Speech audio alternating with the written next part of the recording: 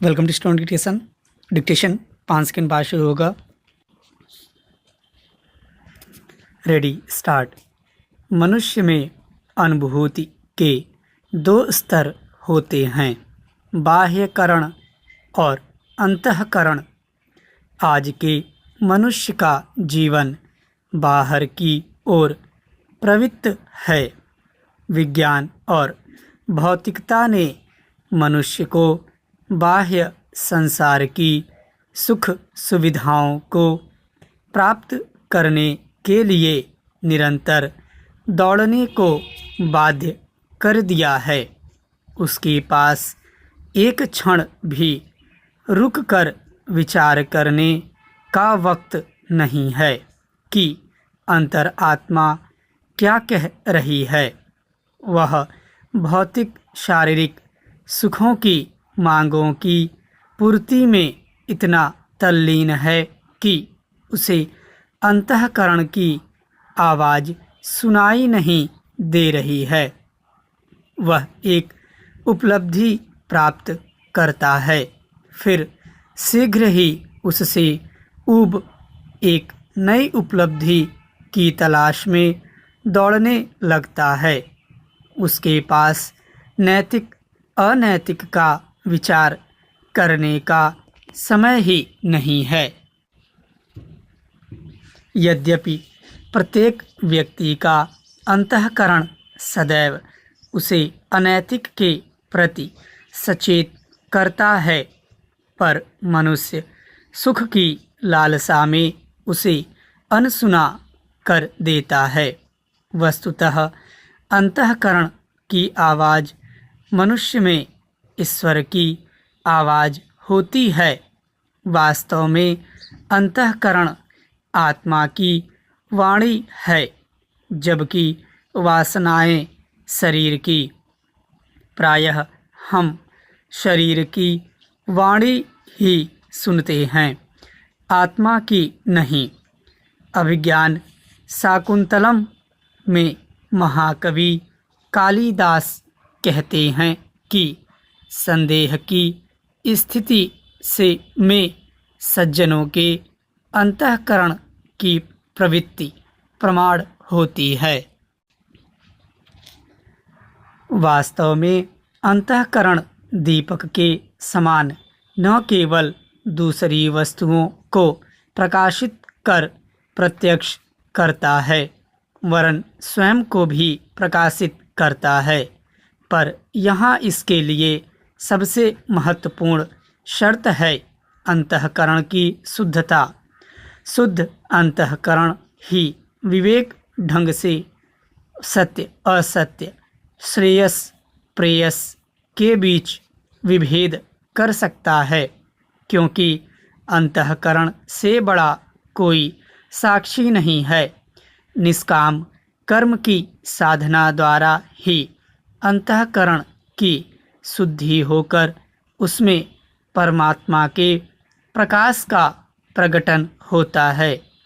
ठीक वैसे ही जैसे लैंप के अंदर से काले शीशे से सहज प्रकाश बाहर नहीं आ पाता, चाहे हम शीशे को बाहर से कितना ही साफ क्यों न करें, अंदर से शीशे को साफ करते ही लैंप की ज्योति का प्रकाश सर्वत्र फैल जाता है और उसमें राह स्पष्ट दिखने लगती है। चेंज। राष्ट्रपति रामनाथ कोविंद के अभिभाषण के साथ ही संसद का एक और बजट सत्र शुक्रवार को शुरू हो गया। विराम। एक कहावत है कि पूत के पांव पालने में ही दिख जाते हैं। विराम। 2 चरणों में 8 अप्रैल तक प्रस्तावित संसद के इस सत्र में सरकार और तमाम राजनीतिक दल के देश के लिए क्या करेंगे, इसका आभास पहले दिन की शुरुआती कार्यवाही में ही हो गया। विराम। करीब करीब समूचे विपक्ष ने किसान आंदोलन पर सरकारी रवैये के विरोध में अभिभाषण का बायकॉट किया। विराम। सरकार ने बायकॉट को टालने के लिए पर्दे के पीछे कुछ किया हो तो पता नहीं, कम से कम वह देश के सामने तो नहीं आया। Para change.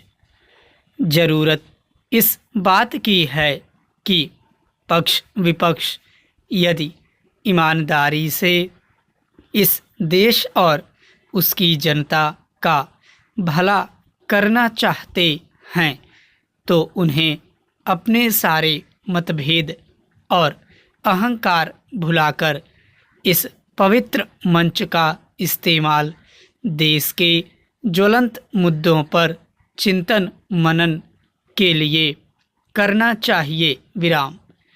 भले ही राष्ट्रपति और राज्यपाल जो संबोधन सदनों में देते हैं वह उनसे जुड़ी सरकारों का मन होता है। विराम।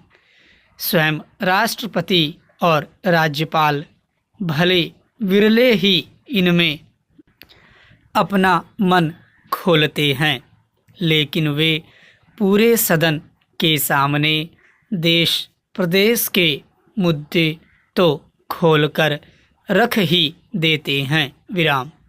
जैसे राष्ट्रपति कोविंद ने अपने संबोधन में किसान आंदोलन, चीन से सीमा विवाद, अर्थव्यवस्था, बेकारी और जम्मू कश्मीर के नवीनतम हालात, कोरोना, बाढ़, भूकंप, टिड्डी हमला, बर्ड फ्लू, अयोध्या, नक्सल समस्या और पूर्वोत्तर की हिंसा सहित अन्य अनेक विषयों पर अपनी बात कही है। विराम।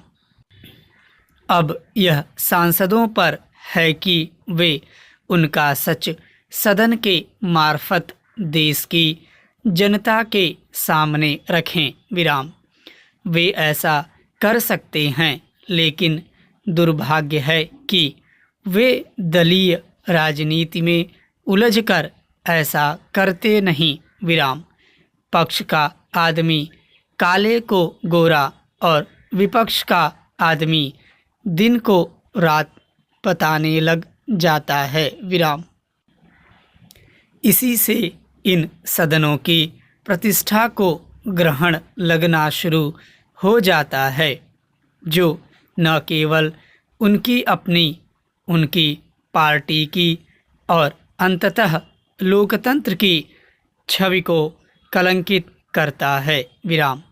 बेशक हमारा लोकतंत्र बहुत अच्छा है, लेकिन हमें उसकी निरंतर झाड़ पोंछ भी करते रहनी चाहिए। विराम। जो कमियां इसमें आ रही हैं, खास तौर से अहंकार की, उन्हें पहले दूर करना चाहिए। पैराचेंज। ऐसा हुआ तो संवाद का रास्ता खुला रहेगा, जो जीवंत, स्वस्थ और मजबूत लोकतंत्र की पहली ज़रूरत है। विराम। अफसोस यह है कि जिन पर इसका दारोमदार है, उनकी कथनी करनी में बहुत फर्क है। विराम। यदि हमें वाकई में अपने इन सदनों को प्रभावी बनाना है, जनता का हितकारी बनाना है, तो सबसे पहले इस फर्क को मिटाना होगा। विराम। दलीय सरकारें आएंगी जाएंगी, लेकिन सदन हमेशा रहेगा। विराम। वह चले, इसी में देश हित है। स्टॉप।